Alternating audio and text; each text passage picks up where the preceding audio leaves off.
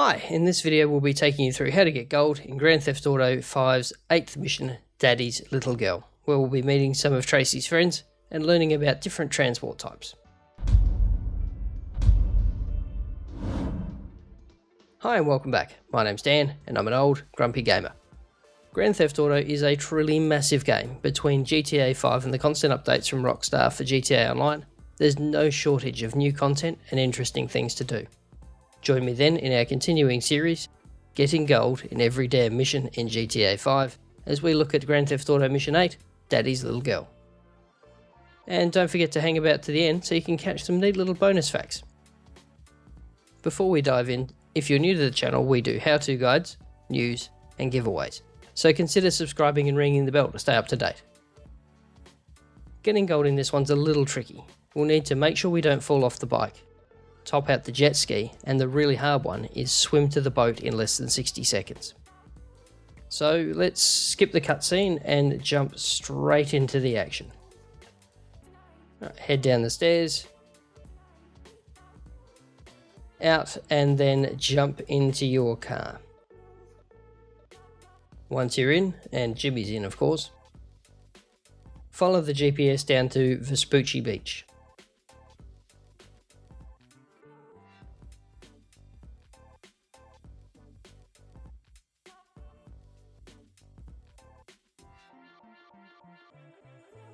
Okay, so pull up to the left, you'll see the little marker just past the car there.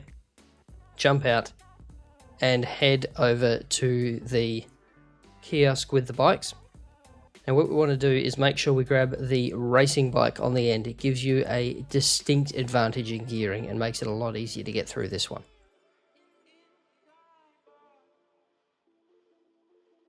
Jump on, wait for Michael to put his helmet on because safety first. And then start cycling. Now have a look at the top left for the cycling controls.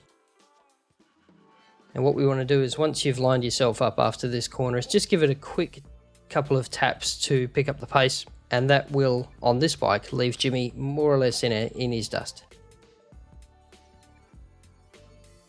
Follow the GPS along the trail. Make sure you don't hit the sand because that will slow you down and you may in fact have a stack.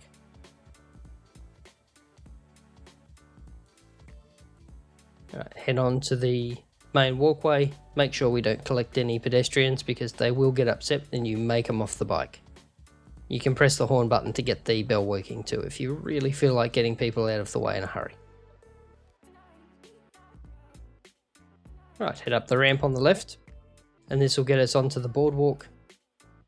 Through there, up the next ramp, and then as we turn left, absolutely hammer it. So start smashing that sprint button and that'll get you pushing through. Watch out for vehicles as you're popping out and for people, so don't forget to use that bell. And this is just to make sure that Jimmy is well and truly in our dust so that we don't get overtaken at the very last second. Scroll in, head towards the marker, and we have won the race. So the next step is for us to jump in the water. So we'll just skip the cutscene for a moment. Okay, so this one's really tricky because we only have 60 seconds. So dive in and start hammering the sprint button again. And we want to stay just below the surface here, somewhere where we can surface easily when we start running out of oxygen. But we definitely want to swim below the surface because even though it doesn't feel right, it is in fact quicker to swim below the surface than on it, especially in the choppy weather that we have at the moment. So keep hammering that sprint button until you get all the way to the yacht. Just popping up to take a breath when you absolutely have to, and then diving down immediately afterwards.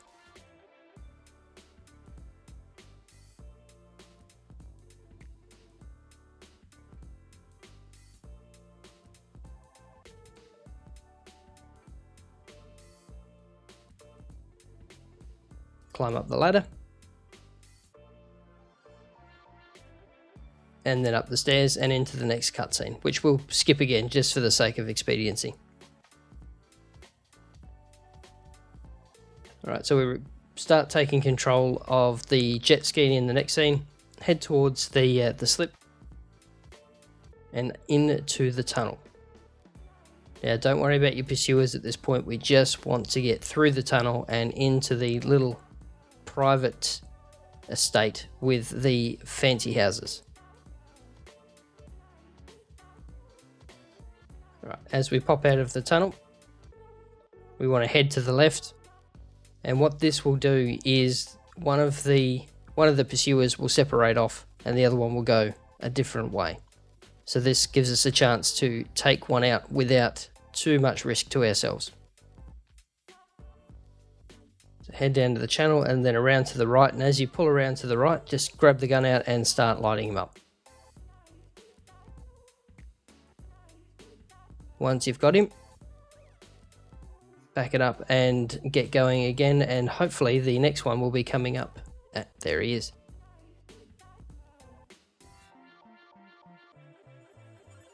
Once they're taken out, just head back to the beach. So as we head through this little private estate there, hang a right.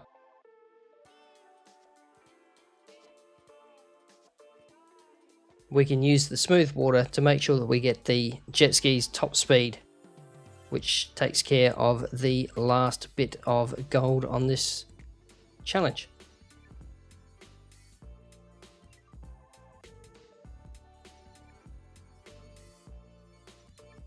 Once we reach the beach, Tracey jumps off and has a bit of a chat with Jimmy and then exposition. So before we get to our bonus facts, I'd like to say a massive thank you to our Patreon backers, whose contribution allows us to keep making these videos. Patreon backers get access to most videos early, are automatically entered into our exclusive Patreon-only shark card draws, receive priority responses to questions, and are invited to join any of the old Grumpy Gamers whenever we're playing online. Details on how to become a backer are in the description below. While you're there, don't forget to enter our semi-regular milestone shark card giveaways, follow us on your favourite social media platform, and visit our website for all the latest in old Grumpy Gamer goodness. So thanks for watching to the end. Here are some neat bits and pieces about this mission. Tracey can't take bullet damage from our pursuers. Both Jimmy and Tracey write Life Invader posts about their eventful day.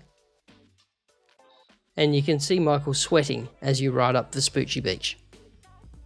So, what are your thoughts? Do you have any tips for other viewers, or could this have been done differently? Leave your comment down below. Check out the video on the left to max your lung capacity, or the one on the right for the next mission, friend request.